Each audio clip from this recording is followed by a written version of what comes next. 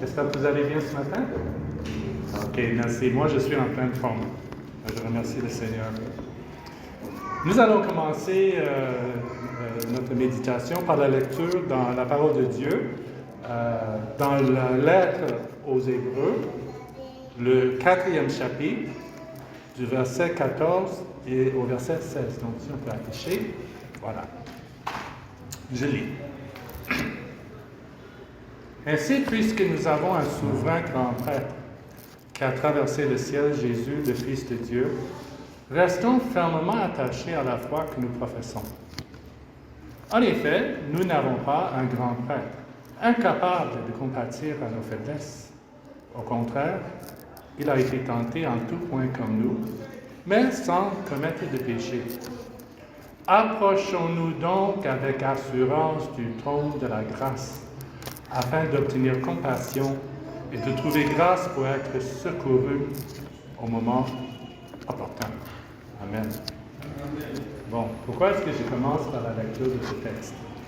C'est parce qu'il exprime ce qui est vraiment au cœur de l'assurance que nous avons dans notre marche quotidienne avec Dieu en Jésus-Christ. Pour moi, c'est un texte fondamental. Donc, chaque fois que nous pensons à notre marche avec Dieu et comment vivre d'une manière qui est digne de lui et qui lui plaît entièrement, nous devons nous rappeler que nous ne pouvons rien faire de nous-mêmes. C'est Jésus qui a tout fait pour nous par son sacrifice sur la croix. Donc, chaque jour, chaque moment que Dieu nous donne, il nous invite à nous approcher du trône de la grâce afin d'obtenir compassion et trouver grâce pour être secouru au moment opportun. Il nous invite à compter entièrement sur lui. Donc, je reprends seulement le thème qui a déjà été dit par le pasteur. Quand nous sommes en Jésus-Christ, nous ne sommes plus sous la loi et nous ne sommes plus condamnés par la loi. Nous vivons dans la liberté de l'esprit. Ça, c'est le grand changement que nous expérimentons quand nous venons à Christ. Nous ne sommes plus sous la loi, nous ne sommes plus condamnés par la loi parce que nous sommes en Christ.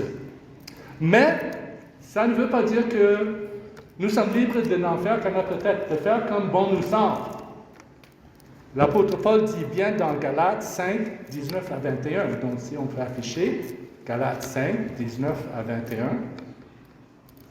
Les œuvres de la nature humaine sont évidentes. Ce sont l'adultère, l'immoralité sexuelle, l'impureté, la débauche, l'idolâtrie, la magie, les haines, les querelles, les jalousies, les colères, les rivalités, les divisions, les sectes, l'envie, les meurtres, l'ivrognerie, les excès de table et les choses semblables. Je vous préviens, comme je l'ai déjà fait, ceux qui ont un tel comportement n'hériteront pas du royaume de Dieu. Il n'a vraiment rien oublié ici dans cette liste. Donc, laissés à nous-mêmes, c'est exactement comme ça que nous mènerions nos vies, laissés à nous-mêmes. Mais Paul enchaîne, heureusement, Paul enchaîne en disant ceci dans les versets 22 et 23.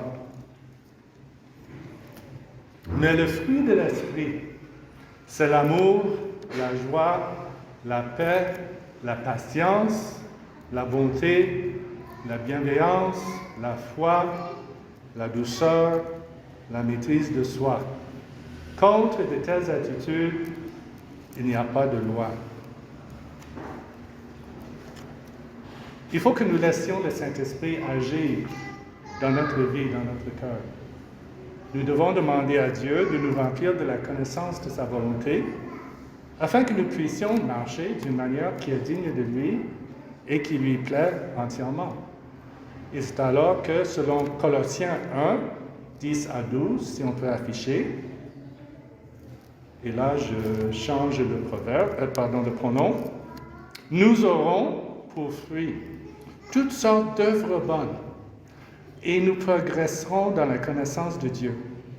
Nous serons à tout point de vue, je pense qu'il s'est fortifié, à tout point de vue par sa puissance glorieuse pour être toujours et avec joie persévérant et patient Et nous exprimerons reconnaissance au Père qui nous a rendus capables de prendre part à l'héritage des saints dans la lumière. Voilà le fruit qui vient quand le Saint-Esprit nous remplit. Et pour terminer cette introduction, je vous rappelle la promesse que l'apôtre Pierre nous donne dans 2 Pierre 1, 3 et 4. Donc, c'est 2 Pierre 1, 3 et 4. Sa divine puissance nous a donné tout ce qui est nécessaire à la vie et à la piété en nous faisant connaître celui qui nous a appelés par sa propre gloire et par sa force. Celle-ci nous assure les plus grandes et les plus précieuses promesses. Ainsi, grâce à elle, vous pouvez fuir, nous pouvons fuir la corruption qui existe dans le monde par la convoitise et devenir participants de la nature divine. Tout cela, ça nous donne une grande assurance dans notre vie. Nous ne sommes pas abandonnés à nous-mêmes. Je l'ai déjà dit plusieurs fois. Nous ne sommes pas abandonnés à nous-mêmes. Dieu est notre Père. Il est là. Il est pour nous et il est toujours prêt à nous aider. Amen. Voilà pour l'introduction.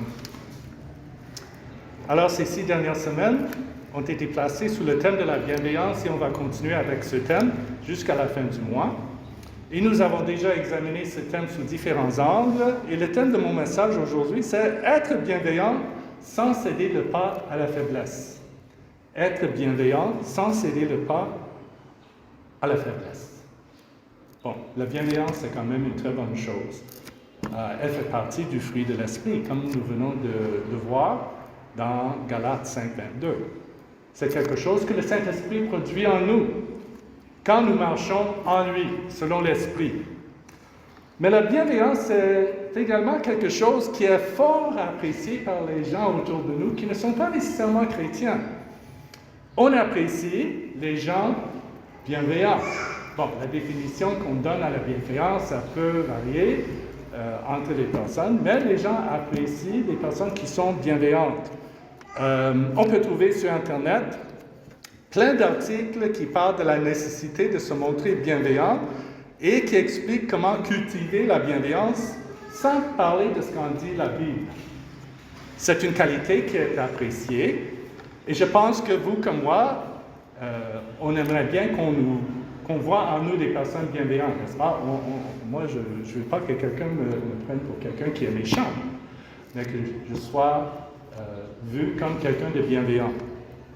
Mais il y a une distinction à faire. Il y a une vraie, si je peux dire, une vraie bienveillance qui est selon la Bible et une fausse bienveillance qui est selon le monde. Donc, une vraie bienveillance et une fausse bienveillance. La bienveillance de la Bible et la bienveillance du monde. Si nous n'avons pas une idée claire de ce que c'est que la bienveillance selon la pensée de Dieu, nous risquons de nous trouver dans des situations où notre bonté, notre douceur, notre bienveillance va nous amener à céder le pas à la faiblesse. Bon.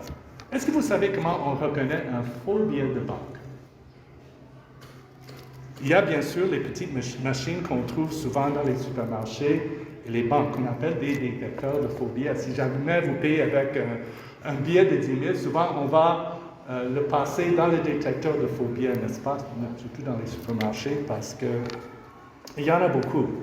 Mais si on n'a pas une de ces machines, un de ces détecteurs de faux billets à portée de main, qu'est-ce qu'on fait? Bon, ma mère, bon, elle est décédée en 2014, mais quand ma mère travaillait dans le secteur bancaire au Canada, elle m'a dit une fois que la meilleure façon de détecter un faux billet de banque est de connaître parfaitement les caractéristiques d'un vrai billet de banque. Et c'est dans ce sens que la banque formait son personnel. Et c'est peut-être le cas toujours aujourd'hui. Je pense qu'on a quelques frères, quelques sœurs ici qui travaillent dans le secteur bancaire. Vous pouvez nous dire si c'est toujours le cas. Mais il y a certaines choses qu'on peut détecter avec les doigts, avec les yeux, dans un vrai billet de banque et qui sont absents dans un faux. Alors, si notre désir est de pratiquer une bienveillance authentique, fondée sur la Bible, il est bon de savoir quelles sont les caractéristiques de cette vraie bienveillance. Et c'est ce que nos différents orateurs ont fait ces dernières semaines. La bienveillance de Dieu, la bienveillance, comment ça se manifeste dans notre vie.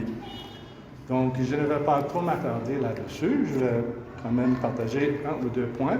Mais ce matin, nous allons également nous attarder sur quelques caractéristiques d'une fausse bienveillance.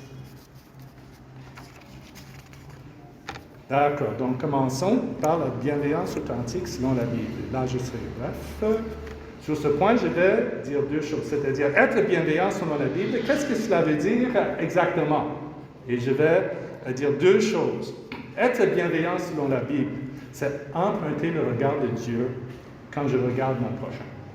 Donc, ça joue de nos relations interpersonnelles. Je dois voir mon prochain comme Dieu le voit et comme Dieu me voit. Ici, je cite un pasteur français qui parle du mot hébreu qu'on traduit par bienveillance. Le mot hébreu, c'est Hesed. H-E, bon, transcrit en français, H-E-S-E-D. Ça, c'est le mot hébreu qu'on traduit souvent par bienveillance. Ce mot, Hesed, a aussi le sens de fidélité, de grâce, riche en bonté ou compatissant. C'est un mot très, très riche. C'est donc toutes ces significations qui sont sous-tendues et cachées dans le mot bienveillance. La bienveillance trouve sa source en Dieu. Et comme je l'ai déjà dit, la bienveillance fait partie du fruit de l'Esprit. Si nous sommes bienveillants, d'une manière authentique, ça veut dire que le Saint-Esprit, que Dieu lui-même, est à l'œuvre en nous. Deuxième point, je crois que la bienveillance est aussi liée à notre intégrité, qu'on peut également appeler l'honnêteté ou la probité. Et c'est un thème que j'ai déjà abordé plus d'une fois dans cette assemblée au fil des ans. Et bon, je pourrais parler longtemps sur l'intégrité, mais je vais juste résumer cette idée dans les propos de Jésus qu'on trouve dans Luc 16, 10. Si on peut afficher. Celui qui est fidèle dans les moindres choses, l'est aussi dans les grandes, et celui qui est injuste dans les moindres choses, l'est aussi dans les grandes. Et ici, dans la version seconde 21, je vois dans les petites choses. Celui qui est fidèle dans les petites choses, l'est aussi dans les grandes, et celui qui est malhonnête dans les petites choses, l'est aussi dans les grandes. Donc, pour résumer, je pourrais dire qu'une bienveillance authentique, pratiquée selon la pensée de Dieu, une bienveillance qui va plaire à Dieu, va être fidèle dans les moindres choses qui lui tiennent à cœur, qui sont importantes pour le cœur de Dieu. Donc, il faut qu'on connaisse bien ce qui plaît à Dieu. Voilà. Bon, je ne vais pas développer cette idée. Je pense que pour savoir ce qui plaît à Dieu, nous savons qu'on doit connaître la Bible, la parole de Dieu, écouter les bons enseignements sur ces choses. Et c'est comme ça qu'on peut savoir ce qui plaît à Dieu, les petites choses qui plaisent à Dieu et les grandes choses, afin que nous puissions marcher dans l'intégrité et dans une bienveillance authentique fondée sur la Bible. Qu'est-ce que j'entends maintenant par une fausse bienveillance? OK. Je crois qu'il y a un danger si on veut seulement être sympathique, agréable et gentil et pour plaire aux gens. C'est ça, on veut être gentil. Moi, je veux être gentil, n'est-ce pas? Je veux être sympa, qu'on dise que je suis sympa, que je suis Larry est vraiment gentil. Mais ça peut poser problème. Bon, être gentil, être agréable, être sympathique, c'est pas mauvais en soi. En fait, la gentillesse est une qualité à rechercher.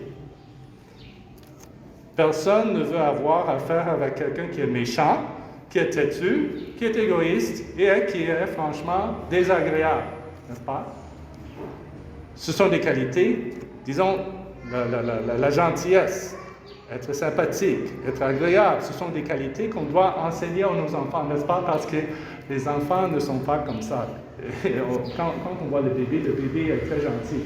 Mais je suis sûr, par exemple, notre frère Waznio et son épouse sont en train de découvrir, avec le petit Adrien, à quel point il peut être, n'est-ce pas, têtu, désagréable, difficile à vivre, et donc les jeunes parents font tout pour inculquer ces qualités à leurs enfants, et nous dans l'Église aussi, dans l'école du dimanche, combien il est important de bien vivre avec les gens, et d'être vu comme quelqu'un de bien. Mais ça peut devenir un piège. Et qu'est-ce que j'entends par cela? Si on ne fait pas attention, en voulant être gentil et agréable, en voulant plaire aux gens, on peut facilement céder le pas à la faiblesse pour éviter une confrontation nécessaire et salutaire. On est prêt à excuser beaucoup de choses pour que les gens nous aiment. Moi personnellement, je n'aime pas la confrontation. Donc, quand le pasteur m'a proposé de parler sur ce thème, je me suis dit, ça a été vraiment un défi pour moi. Et moi-même, en prêchant, j'apprends des choses. OK? On veut éviter les problèmes, on veut éviter les disputes, surtout au sein de l'Église. L'Église, on doit venir ici, tout le monde est gentil, tout le monde est sympathique, tout le monde est bienveillant. Et ça devient un piège parce que si je fais quelque chose qui n'est pas correct, personne ne va me dire que ce que je fais est mauvais. On hésite à corriger un frère ou une sœur de peur de l'offenser. Et cette attitude pourrait malheureusement faire du mal à la personne, la conforter dans de mauvaises attitudes et l'empêcher de marcher selon la volonté de Dieu. Donc, c'est vrai, on doit être bienveillant, mais on doit faire attention. Éviter le désir d'être seulement sympathique et gentil avec les gens. On doit pratiquer une bienveillance qui va faire du bien à la personne. Toutes les personnes qui ne marchent pas, des frères et des sœurs qui ne marchent pas selon la volonté de Dieu. On peut afficher Hébreux 5:14, s'il vous plaît. Mais la nourriture solide est pour les adultes, pour ceux qui, en raison de leur expérience, ont le jugement exercé à discerner ce qui est bien et ce qui est mal. Il est important pour nous de savoir discerner ce qui est bien, ce qui va nous faire du bien et ce qui va faire du bien aux gens, de ce qui est mal, ce qui va nous faire du mal ou faire du mal aux gens. Et cela fait partie de la maturité chrétienne. Donc, pratiquer une bienveillance biblique, entre autres choses, ça fait partie de la maturité chrétienne. Tout ce qui semble être du bien ne l'est pas nécessairement. N'est pas nécessairement bon. Plusieurs fois dans ses lettres, l'apôtre Paul exhorte les chrétiens à veiller les uns sur les autres, à s'exhorter mutuellement, à s'encourager mutuellement et à se reprendre mutuellement. Il n'est pas partisan d'une bienveillance qui valide tout ce qu'on veut faire ou tout ce que les autres veulent que nous fassions. Et ça se voit dans le langage très dur qu'il a tenu dans la lettre aux Galates, le 3e chapitre, 1er verset, si on peut afficher. Donc les Galates, il y avait un problème dans l'église de la ville de la région de Galatie, c'est qu'ils avaient cru l'Évangile. Mais des gens, ce qu'on appelle les judaïsants, étaient venus essayer d'imposer de nouveau la loi juive, la pratique de la loi juive sur l'Église. Au point que les chrétiens étaient sur le point d'abandonner l'Évangile, vraiment l'offrant en Jésus. Et donc Paul est venu il n'a pas marché ces mots avec eux. Il dit ceci, Galates sans intelligence, qui vous a fasciné pour que vous n'obéissiez plus à la vérité, vous aux yeux de qui Jésus-Christ a été décrit comme crucifié. Galates sans intelligence. Imbécile, peut-être qu'on le dirait aujourd'hui. Je suis sûr que Paul était bienveillant à l'égard de cette église. Il aimait les églises qu'il avait fondées. Il était bienveillant à leur égard. Mais dès qu'il voit qu'il y a un danger, qui risque de, je ne sais pas, miner, saboter ce que Dieu faisait dans l'église de Galate, il ne s'est pas tué. Il reconnaissait le danger qu'il y avait à continuer à s'attacher aux pratiques de la loi juive. Et il fallait il leur dise clairement et sans mâcher ses mots. Voilà. Donc, un exemple moi je dirais, de bienveillance biblique, mais qui a été dur. Hein? Et certainement, ça a été dur pour les chrétiens en Galatie à avaler. Bon, pour cette prédication, le pasteur m'avait proposé quelques exemples ou quelques scénarios dans lesquels on risque de céder le pas à la faiblesse en voulant être trop bienveillant selon la pensée du monde. Ce sont des expériences qu'il a lui-même vécues ou dont il a été témoin. Donc, je vais vous les présenter. Il y en a 4, les unes après les autres. Je vais vous donner quelques moments pour réfléchir là-dessus, juste intérieurement, en vous posant la question de savoir comment est-ce que moi j'aurais agi dans cette situation. Et puis je vais dire quelques mots sur chaque situation. Donc je ne vais pas vous demander de nous dire ce que vous aurez fait, mais vous allez réfléchir. Peut-être qu'après le culte, vous pouvez en parler, on peut en parler entre nous après le culte. Mais ce sont des situations auxquelles on peut très facilement se trouver. Donc voici la première situation. Un frère m'a dit qu'il participait à un baptême catholique et il était au premier banc. Mais voilà que le parrain était absent et la famille lui a tout simplement remis l'enfant. Il est devenu le parrain. Il a été bienveillant envers cette famille. Bon, réfléchissez un peu. Comment est-ce que vous-même vous aurez réagi dans cette situation? Vous assistiez à ce baptême dans une église catholique et tout d'un coup, on vous remet l'enfant et on fait de vous le parrain ou la marraine de l'enfant qui vient d'être baptisé.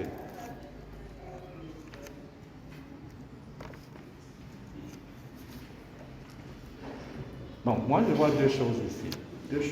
Tout d'abord, j'ai l'impression que la famille de l'enfant ne prenait vraiment pas au sérieux le sens du baptême dans l'Église catholique. Du simple fait qu'ils étaient prêts à remettre l'enfant à n'importe qui quand le parrain choisi était absent. Donc, si vous allez vous faire baptiser votre enfant dans l'Église catholique, il y a quand même des choses à respecter, n'est-ce pas? Et c'est le choix du parrain. Et même, je ne connais pas les gens qui étaient impliqués, mais même la personne qui avait été choisie comme parrain, le fait qu'il soit absent et la famille choisit juste quelqu'un comme ça pour être le parrain, peut-être qu'ils ne connaissaient même pas bien la personne, ils avaient quand même invité. Mais de toute façon, c'est l'impression que j'ai. Mais ce n'est pas vraiment ça qui nous intéresse ici. Ce qui est important pour moi, c'est de me poser la question de savoir quelle doit être ma position vis-à-vis du baptême des enfants. Quelle doit être ma position vis-à-vis du baptême des enfants? Comme le pasteur l'a dit la semaine passée, dans cette communauté, nous croyons que la Bible enseigne que le baptême est réservé aux personnes qui ont cru l'Évangile et reçu Christ et qui sont prêtes à déclarer leur foi publiquement.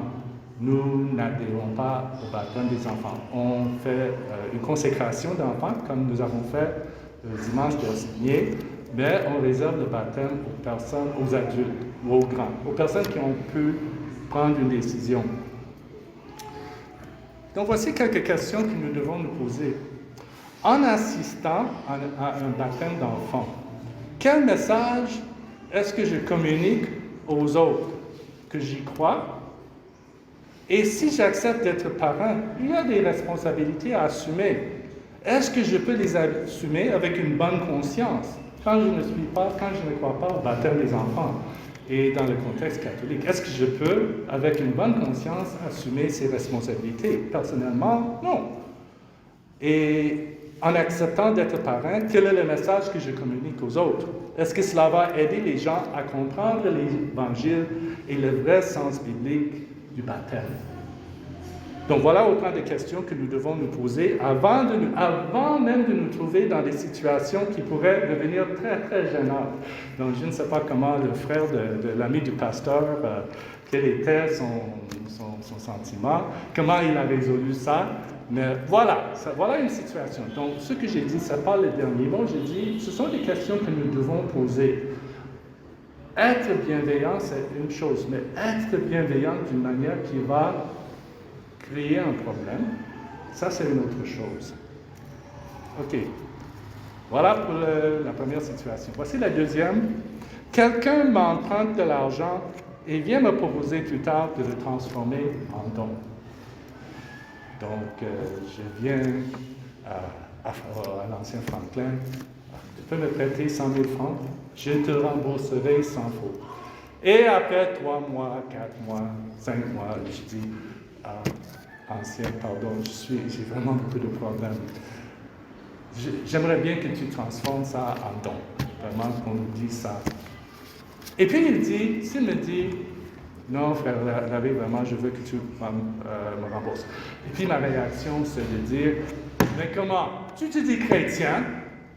Tu es mon ami, tu te dis chrétien, comment tu peux me faire ça? Tu vois, je suis dans les difficultés, tu peux me faire ça? Vous voyez la difficulté? Psaume 37, 21 dit ceci. Le méchant emprunte et il ne rend pas. Le juste est compatissant et il donne. On se focalise sur le méchant emprunte et il ne rend pas. À mon avis, bon, il y a des gens qui font ça. Ils vont ils vont emprunter de l'argent, mais ils n'ont pas l'intention de rembourser. Et peut-être qu'un jour, peut-être même sans le dire, ils vont espérer, prier que tu le transformes en don, que tu l'oublies, ou bien ils vont te demander carrément à transformer en don. C'est malhonnête, à mon avis, de demander à un frère, une sœur, à qui on a emprunté de l'argent, de le transformer en don, en pensant qu'il doit le faire. Voilà la distinction que je fais, en pensant qu'il doit le faire. Pour moi, c'est un abus de la bienveillance du frère ou de la sœur qui a prêté l'argent. En fait, si nous empruntons de l'argent à quelqu'un, nous devons nous mettre dans la tête l'idée que nous allons le rembourser. Même si c'est juste 10 francs, 10 francs, 10 francs, remboursé régulièrement, on doit le rembourser. Bon, cela ne veut pas dire que si je prête ou si j'ai prêté de l'argent à quelqu'un, je ne peux pas choisir d'annuler la dette, de lui dire que non, ça va, ça devient un don. Je l'ai déjà fait une fois avec un frère à qui j'avais prêté de l'argent. Bon, il avait eu des difficultés pour rembourser, et puis il avait un projet que je trouvais très intéressant et je voulais le soutenir, dont j'ai décidé moi-même de transformer le prêt en don. C'est un acte de bienveillance et d'amour. Mais il ne faut pas abuser de la bienveillance des gens. Je ne sais pas peut-être que plus tard, le pasteur a une autre idée dans la tête quand il a partagé, mais il pourrait le faire un autre jour. S'il n'a rien à dire. Mais voilà mon idée là-dessus. Voilà pour la deuxième situation. La troisième. Mon frère en Christ vit dans le péché et nous continuons à maintenir une communion. Mon frère en Christ vit dans le péché et nous continuons à maintenir une communion. Si on peut afficher 1 Corinthiens 5, 11, c'est l'apôtre Paul qui écrit. En fait, ce que je vous ai écrit, c'est de ne pas entretenir de relation avec quelqu'un qui, tout en se disant votre frère, vit dans l'immoralité sexuelle, est toujours désireux de posséder plus, idolâtre, calomniateur, ivrogne ou voleur, de ne pas même manger avec un tel homme. De ne pas même manger avec un tel homme. Et ensuite, donc ça c'est l'instruction que l'apôtre Paul a donnée à l'église de Corinthe. Maintenant, à l'église de Thessalonique, 2 Thessaloniciens 3, 6. Nous vous recommandons, frères et sœurs, au nom de notre Seigneur Jésus-Christ, de vous éloigner de tout frère qui mène une vie désordonnée et ne suit pas les instructions reçues de nous. Donc, l'enseignement biblique est clair. Il ne faut pas entretenir de relations fraternelles avec quelqu'un qui se dit notre frère ou sœur, mais qui vit d'une manière contraire à la volonté de Dieu. On ne peut pas vivre de la même façon avec cette personne. À mon avis, on peut très bien rester en contact avec lui en l'exhortant de se repentir. Mais le traiter comme un frère, ce n'est pas un acte de bienveillance. Peut-être que vous pouvez penser, non, je serai bienveillant envers le frère, je vais juste... laisser passer. Quelque chose est tombé? Non. Je vais juste laisser passer, ça fait rien. Non. C'est lui rendre un très mauvais service. Nous devons, si on garde le contact avec un frère ou une sœur, quelqu'un qui se dit frère ou sœur, et qui continue à vivre dans les autres, si on maintient le contact avec cette personne, c'est toujours dans un but de réconciliation avec Dieu. Il faut lui rappeler que ce qu'il fait n'est pas bon. Il doit se repentir. Il doit revenir à Dieu. OK. Je pense que c'est le dernier. Voici la dernière situation. Quelqu'un vient d'arriver dans l'église et veut diriger la prière ou le chant. Quelqu'un vient d'arriver dans l'église et peut-être après un dimanche, 2 dimanches plus tard, il demande de diriger la prière ou le chant et on dit oui, bien sûr. OK. Quand j'ai fini mes études universitaires au Canada, il y a bien longtemps, j'ai pu trouver un emploi à Toronto, donc une ville au Canada. C'était, comme j'ai dit, il y a bien longtemps, en 1981. Donc, j'ai pu y trouver un appartement. Et puis, je me suis mis à la recherche d'une église dans le quartier où je venais de m'installer.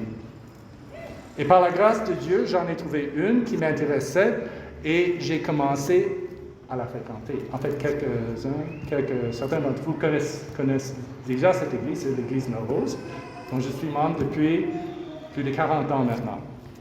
Donc, lors de la première visite dans nos églises, on peut remplir une fiche de visiteur. Donc, on met son nom, son adresse, numéro de téléphone à l'époque, maintenant, adresse mail, et même sa disponibilité si on veut bien recevoir une visite de l'église. Donc, c'est ce que j'ai fait. J'ai indiqué mon adresse, et quelques semaines plus tard, j'entends quelqu'un sonner à la porte. J'ouvre et je vois 3 personnes de l'église, parmi lesquels un des pasteurs, qui sont venus me rendre visite. C'était bien beau. J'ai beaucoup apprécié leur bienveillance. Donc, je leur dis, on cause. Ils m'ont demandé mon témoignage. J'ai pu témoigner de ma conversion, de ma foi chrétienne. Et puis, j'ai dit que oui, ça m'intéresse. J'aimerais bien m'impliquer dans l'Église. Le pasteur, il s'appelait Donald, il me répond en me disant quelque chose que je n'ai jamais oublié. Voici ce qu'il m'a dit. Dans notre Église, on préfère attendre 1 an avant de confier un ministère à quelqu'un de nouveau, pour nous donner le temps de mieux nous connaître et pour voir quel est le ministère qui va te convenir. Bon, je me suis dit que ça a bien du bon sens et j'accepte d'attendre. Maintenant, quand j'y pense, je suis sûr que c'était aussi pour vérifier l'authenticité de ma confession chrétienne et mon engagement vis-à-vis du Seigneur. Il me regardait, de toute façon, il me regardait pendant tout ce temps. Et après 1 an, même un peu moins, je pense, après peut-être 8 mois, on m'a demandé de travailler à l'Écodim avec les jeunes adolescents. Voilà. Et c'est ce que j'ai fait pendant 2-3 ans. C'est comme ça que je me suis impliqué dans l'Église. Mais vous voyez bien la sagesse. Ils ont agi avec beaucoup de sagesse. Ils voulaient savoir si ma foi était authentique. Moi, je peux très bien dire que je suis chrétien. J'ai cru en Jésus. Alléluia. Mais on a une expression en anglais. When the rubber hits the road, donc quand le pneu touche la route, ça veut dire que dans des vraies situations qu'on voit le vrai caractère de quelqu'un sortir. OK? Dans le scénario que le pasteur a décrit, je crois que le problème, c'est qu'on ne connaît vraiment pas la personne et son témoignage. Elle n'a pas encore fait ses preuves. Il y a beaucoup de personnes qui se disent chrétiennes, mais qui ont également le don de pouvoir cacher leur vrai caractère. Et ce n'est que plus tard, quand c'est trop tard, que son vrai caractère se manifeste. Et ça peut créer beaucoup de désordre au sein de l'Église. Et on a déjà vécu ça ici. Alors, être bienveillant envers quelqu'un. Donc, je m'adresse au groupe des chants, à l'Écodim, aux autres ministères responsables des groupes dans l'Église. Être bienveillant envers quelqu'un en lui confiant avec trop d'empressement des responsabilités pourrait créer plus tard la confusion et le désordre dans l'Église. Et malheureusement, ça arrive très, très souvent dans les églises. Pas nécessairement celle-ci, mais ça arrive. Ça arrive.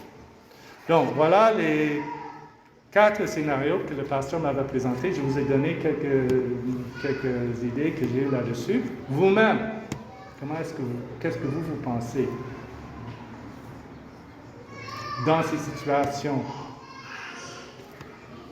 Être bienveillant d'une manière authentique et biblique. Qu'est-ce que cela veut dire? Donc, pour conclure, en cherchant à être bon et bienveillant, ce qui est très bon en soi, nous ne devons pas laisser notre bonté et notre bienveillance céder le pas à la faiblesse. Ne soyons pas bienveillants juste pour être bienveillants, ou juste pour être gentils ou sympathiques avec les autres. Faisons en sorte que notre bienveillance soit authentique et fondée sur la parole de Dieu. Une bienveillance qui va faire du bien aux gens et ne pas leur faire du mal. Nous devons être des hommes et des femmes matures dans notre foi. Nous devons savoir discerner ce qui est bien de ce qui est mal, ce qui va vraiment faire du bien aux autres et ce qui va leur faire du mal. Et dans tout cela, n'oublions pas, si nous ne savons pas quoi faire, nous pouvons nous approcher avec une grande assurance du trône de la grâce, afin d'obtenir compassion et de trouver grâce pour être secourus au moment opportun. Surtout pour savoir gérer ces situations délicates. Que le Seigneur vous bénisse, nous allons prier.